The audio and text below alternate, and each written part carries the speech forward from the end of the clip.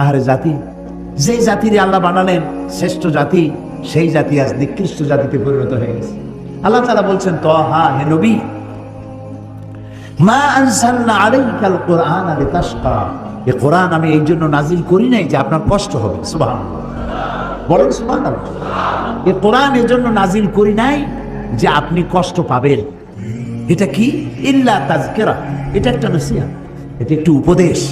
লিমান ইয়াখশা, যারা আল্লাহকে ভয় করে, যারা আল্লাহকে ভয় করে চলে তাদের জন্য নসিহত। আর এই নসিহত যারা মানবে তাদের কপাল খুলে যাবে। তো কপাল যদি আজ আমার পুড়ে থাকে, তাহলে কোরআন ছেড়েছি তাই কপাল পুড়েছে। এই পোড়া কপালকে জোড়া লাগাতে চান? পোড়া কপাল জোড়া লাগাতে চান? কারা কারা চান দেখি তো, পোড়া কপাল জোড়া লাগাইতে চান? আলহামদুলিল্লাহ, আলহামদুলিল্লাহ, আলহামদুলিল্লাহ। আমরা আমাদের পোড়া কপাল যদি জোড়া লাগাতে চাই, তাহলে সুপার গ্লু মাখলেই হবে নাকি? সুপার গ্লুতে কাজ হবে না। আল্লাহ রাব্বুল আলামিন বলেছেন, আমি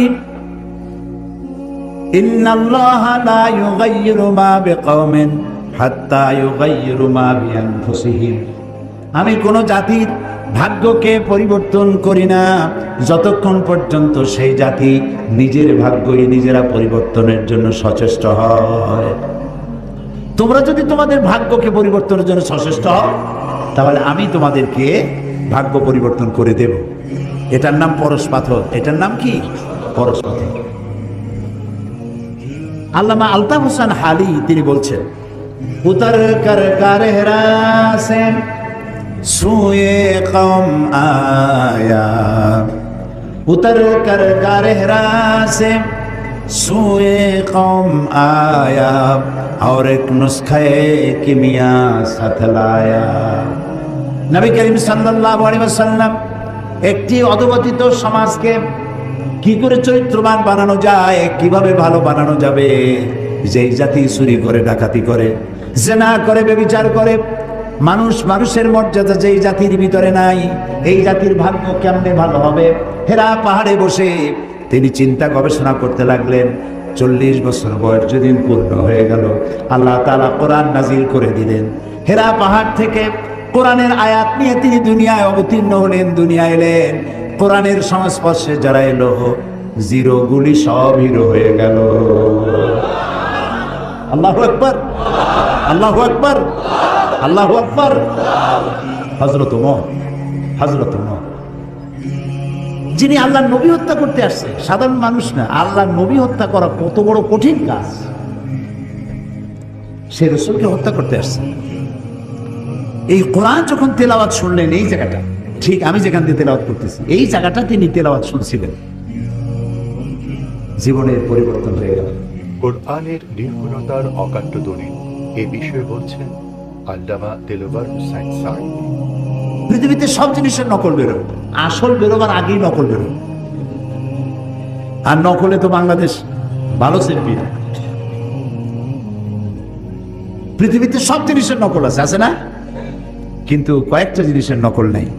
তার মধ্যে একটা হচ্ছে কোরআন। সুবহানাল্লাহ, পারবেন না? আল্লাহ রাব্বুল আলামিন বলেছেন, তাম পৃথিবীর সমস্ত মানুষ আর জিন সব যদি একত্রিত হয়ে যদি প্রচেষ্টা চালাও, পরস্পরকে সহযোগিতা যদি করো, এই কোরআনের মতো করে একখানা কোরআন বানাইতে পারবে না। আল্লাহ তাআলা আরো বলেছেন, যদি পারো তো কোরআনের মতো একখানা কোরআন বানাও। এই চ্যালেঞ্জ কেউ কবুল করতে পারলো না। আল্লাহ পাক তার চ্যালেঞ্জকে আরো একটু সহজ করে দিয়ে বললেন, 10টা সূরা বানাও। তাও কেউ পারলো না। আল্লাহ এই পরীক্ষা আরো সহজ করে বললেন, ইন কুনতুম ফি রাইবিন মিম্মা নাযালনা আলা আবদিনা ফাআতু বিসূরাতিন মিন মিথলি। আমার বান্দার উপরে আমি যে কোরআন নাজিল করেছি, যদি তোমাদের সন্দেহ হয়, তাহলে কোরআনের মতো করে ছোট্ট একটি সূরার মতো করে একটা সূরা বানাও। আল্লাহ তাআলা বলেন, ফাইন লাম তাফআলু ওয়া লান তাফআলু ফাত্তাকুন নারাল্লাতী ওয়াকুদুহান নাস ওয়াল হিজারা। আল্লাহ তাআলা বলছেন, পারবা না এবং কখনই পারবা না। তো দুনিয়ার সব জিনিস নকল হয়েছে, কোরআনের নকল আজও হয় নাই, ভবিষ্যতেও হবে না। ইনজিল নাজিল করেছেন কে? আল্লাহ তাআলা। জাবুরকে নাজিল করেছেন, তাওরাতকে নাজিল করেছেন। আল্লাহ কি বলছেন ইনজিল আমি হেফাজত করবো, তাওরাত আমি হেফাজত করবো, জাবুর আমি হেফাজত করবো? বলেন নাই। কেন বলেন নাই? কারণ বলার দরকার নাই, ও শরীয়ত তো আল্লাহ মোকাম্মল করেন নাই। আরো কিতাব আসবে, সেই কিতাবখানার নাম কোরআন। এইটা নাজিল হবে, এইটা নাজিল করে আর নবী আসবে না। লা নাবিয়্যা বা'দি ওয়া লা রাসূলা। আল্লাহর নবী রাসূলুল্লাহ সাল্লাল্লাহু আলাইহি ওয়াসাল্লামের পর আর কোন নবী রাসূল আসবে না, নবীও আসবে না, রাসূলও আসবে না। আর আল্লাহর পক্ষ থেকে একটি শব্দ পৃথিবীর মানুষের জন্য আর আসবে না। আর যে আসবে না, সেই জন্য আল্লাহ তাআলা এটা হেফাজতের দায়িত্ব নিলেন। আল্লাহ রাব্বুল আলামিন বলেন, ইন্না নাহনু নাযালনা যিকরা ওয়া ইন্না লাহু লাহাফিজুন। কোরআন নাযিল করেছি আমি আল্লাহ, আর এর সংরক্ষণের সবটুকুন দায়িত্ব আমি আল্লাহ গ্রহণ করেছি। প্রিয় ভাই সব, কোরআনের কথা বলতে বলতে আমি তো শেষ করতে পারবো না। জীবনে বয়স তো কম হলো না, 70-এর কাছাকাছি চলে এলো। এই 70-এর কাছাকাছি বয়সের অর্ধ শতাব্দী, প্রায় 50 বছর কোরআনের খেদমতে নিয়োজিত আল্লাহ রাখছিলেন। দেশে বিদেশে পৃথিবীর 5টি মহাদেশের অন্তত 50টিরও বেশি দেশে কোরআন নিয়ে দৌড়াইছি, ছুটে বেড়াইছি। এ কোরআন শুনে পর্যন্ত যারা মুসলমান হলেন আল্লাহর গোলামের হাতে, তাদের সংখ্যা 600-র কাছাকাছি হয়ে গেছে। এ কোরআন শেষ করতে পারবেন না। দুনিয়ার কোনো মুফাসসির বলতে পারবে না আমি যে তাফসীর করলাম আর লাগবে না, দিস মাস, this the final and last, এরপরে আর লাগবে না। কেউ বলতেও পারে না, কেউ লিখতেও পারে না। কারণ আল্লাহ তাআলা অন্যত্র বলেছেন, সূরা কাহফে বলেছেন, قُلْ لَوْ كَانَ الْبَحْرُ مِدَادًا لِكَلِمَاتِ رَبِّي لَنَفِدَ الْبَحْرُ قَبْلَ أَنْ تَنْفَدَ كَلِمَاتُ رَبِّي وَلَوْ جِئْنَا بِمِثْلِهِ مَدَدًا। হে নবী, আপনি বলুন, তাম পৃথিবীর সমস্ত সমুদ্র মহাসমুদ্রের পানি যদি কালি হয়ে যায়, আর সেই কালিগুলি যদি দিয়া আমার রবের কালামের ব্যাখ্যা লেখা যদি শুরু হয়ে যায়, লিখতে লিখতে সমস্ত পানিগুলি শেষ হয়ে যাবে, আমার রবের কালেমার ব্যাখ্যা লেখা শেষ হবে না। এক মহাসমুদ্র। আমি খুব খুশি হয়েছি। আমি তো দেখতেছি মাহফিল, প্রথম দিনের দৃশ্য। আপনারা যারা আসছেন, আমার মনে হয় ভাই অতিরিক্ত 10% দাড়ি পাকা, অতিরিক্ত বেশি 90% আপ, ওভার 90% যুবক দিয়ে ভরা মাহফিল। সুবহানাল্লাহ। আমি যুবকদেরকে সালাম করি, আমি যুবকদেরকে সালাম করছি। তোমরা আমাদের ভবিষ্যৎ, তোমরা আমাদের অ্যাসেট, তোমরা আমাদের মেরুদণ্ড। মেরুদণ্ড যদি সোজা থাকে মানুষটা সোজা হয়ে হাঁটতে পারে, মেরুদণ্ড বাঁকা হয়ে গেলে মানুষটা সোজা হয়ে হাঁটতে পারে না। জাতির ব্যাকবোন হচ্ছে ইয়াং জেনারেশন। নষ্ট হয়ে গেল সিনেমা, নাটক, গান, ওপেন কনসার্ট, নষ্ট হয়ে গেল। আর অথচ এরাই হতো শাহজালাল, এরাই হতো শাহ মাকদুম, এরাই হতো খান জাহান আলী, এরাই হতো শহীদ তিতুমি, এরাই হতো হাজী শরীয়তুল্লাহ।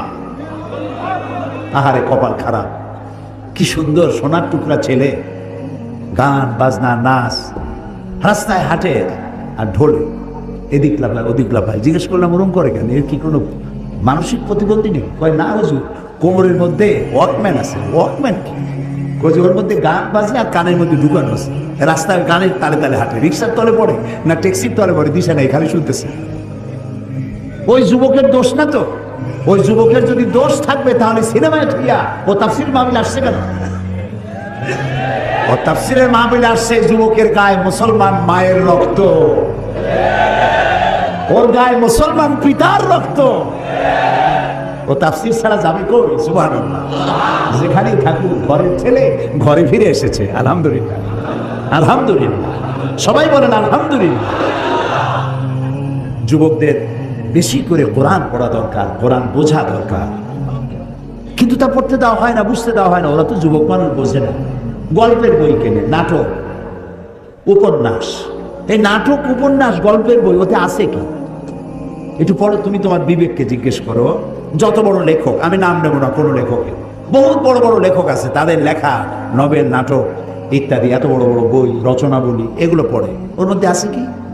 রাজার মেয়ের সাথে কোতোয়ালের ছেলের প্রেম হলো, সেই প্রেম ক্রমান্বয়ে গভীর থেকে গভীরতর, তারপরে SMS করলো, এরপরে বিশ্ব ভালোবাসা দিবসে রমনা বটমূলে দেখা হলো, তারপরে কি হলো, তারপরে কি হলো, তারপরে সব শেষ হলো। কিন্তু একটা রোমান্স, একটা রোমান্স। পয়সা খরচ করে যে বইটা পড়লা, কি শিখলে? 250-300 টাকা দিয়া প্রিয় লেখকের লেখা বই কিনছো, আরে কিচ্ছু পাও নাই, কিচ্ছু নাই। 0 + 0 + 0 + 0 ফ্রম বগুড়া টু গাবতলী, কিছু নেই। আর কোরআন শরীফ পড়ো, প্রত্যেকটা লাইন তোমাকে সোনার টুকরা বানায় দেবে। আরে কোরআন শরীফ। হযরত ওমর বলেন, জাহালাতের সময় আল্লাহর নবীকে লাঞ্ছিত করার জন্য আমি হারাম শরীফে প্রবেশ করলাম। আমি দেখতে পেলাম তিনি নামাজ পড়ছেন। মনে মনে ভাবলাম, নামাজের সময় কিছু করব না, নামাজটা শেষ হয়ে যায়। রাসূল নামাজের মধ্যে তেলাওয়াত করতেছিলেন, শব্দ করে, আওয়াজ করে তেলাওয়াত করতেছিলেন। আমি পেছনে দাঁড়ানো, নামাজ শেষ হলেই টর্চার করব। তেলাওয়াতে এত মজা লাগলো, মজা তো লাগবেই, একে তো কোরআন, আর তেলাওয়াত করতেছেন তিনি যার উপরে নাজিল হয়েছে। সুবহানাল্লাহ, সুবহানাল্লাহ, আল্লাহু আকবার। কি মজা, যার উপরে নাজিল হয়েছে তিনি তেলাওয়াত করছেন। হযরত ওমর বলেন, তেলাওয়াত শুনে মনটা পাগল হয়ে গেল। মনে মনে ভাবলাম, মুহাম্মদ সাল্লাল্লাহু আলাইহি ওয়াসাল্লাম তো জীবনে কোনো কবির সাথে চলাফেরা করেন নাই, নিশ্চয়ই কোনো জিন তাকে, রাতের বেলায় কোনো জিন তাকে শিখায় দিয়েছে, নইলে মিলায় মিলায় কিভাবে বলে, এটা বোধহয় কোনো জিনের কথা হবে। হযরত ওমর বলেন, আমি যখন মনে মনে ভাবলাম গণক হয়ে গেছেন, তখন আমি শুনতে পেলাম তিনি তেলাওয়াত করতেছেন, ওয়ামা হুয়া বিকাউলি কাহিনিন কালিলাম মা তাযাক্কারুন। না না না, এটা কোনো গণকের কথা নয়। আল্লাহু আকবার। হযরত ওমর বলছেন, আমার কাছে মনে হচ্ছিল যেন আমার পায়ের তলা থেকে মাটি সরে যাচ্ছে। কি আশ্চর্য! মনে মনে যা চিন্তা করি তারই জবাব আসে। আচ্ছা, এটা জেলের কথা নয়, কবির কথা নয়, গণকের কথা নয়, তবে এটা কি? যেই না মনে আমার প্রশ্নে উদয় হলো, তবে এটা কি? অমনি রাসূল আবার তার তেলাওয়াতের মধ্যে তিনি রাসূল তেলাওয়াত করতেছেন। তিনি তো জানেন না যে পিছনে ওমর দাঁড়াইয়া অঙ্ক মিলাইতেছে। সুবহানাল্লাহ। এ কুদরত কার? রাসূলুল্লাহ দোয়া করতেন, আল্লাহ ওমরাইনের জন্য তো, দুই ওমরকে আল্লাহ তুমি ঈমান আনার তৌফিক দিয়ে দাও। দুই ওমর, এক ওমর হলেন ওমর ইবনুল খাত্তাব, আর আরেকজন হলো ওমর ইবনুল হিশাম আবু জাহল। এই দুই ওমরের জন্য তিনি দোয়া করতেন, আল্লাহ ওদের নেতৃত্ব দেওয়ার দারুণ কোয়ালিটি, এই লোকগুলো আমার হাতে দিয়ে দাও, ইসলামের জন্য দিয়ে দাও। আল্লাহু আকবার।